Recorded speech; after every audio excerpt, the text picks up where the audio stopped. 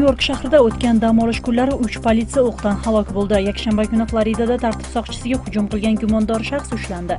Shanba kuni bo'lsa Nyu-Yorkda qurollangan kishi 2 politsiya xodimini otib, shundan so'ng o'z joniga qasd qilgan. Ularni o'ldirgan 28 yoshdagi afroamerikalik Ismail Brinsli jinoiy vaziyatdan oldin bir necha soat avval ijtimoiy tarmoqlarga politsiyani qo'rqitgan ma'lumot yozgan. Fransiyaning Dijon shahrida haydovchi Allohu akbar deb yo'l chetida borayotgan odamni urib ketgan. Natijada 11 nafar inson jarohat oldi. 2 nafarining ahvoli og'ir. Undan avvalroq 20 yoshdagi fransuz 3 politsiyachini pichoqlab ketgan. Bu jihodchilarning Islom davlati bilan aloqasi borligi aniqlanmoqda.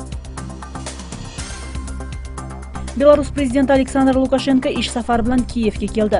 U Ukraina prezidenti Petro Poroshenko bilan uchrashib, ikki o'lka o'rtasidagi hamkorlikni muhokama qildi. Shu bilan birga Ukrainaning sharqidagi vaziyatni izga solish bo'yicha so'z bo'ldi. Bugun Kiyevga Qozog'istonning prezidenti Nursulton Nazarboyevning ish safari bilan kelishi kutilmoqda. U safar oldidan Ostonada bo'lib o'tgan matbuot anjumanida Ukrainaning bir butunligini qo'llab-quvvatlanishini va o'lka sharqidagi vaziyatni izga solish uchun aloqachi bo'lishga tayyor ekanini aytgan.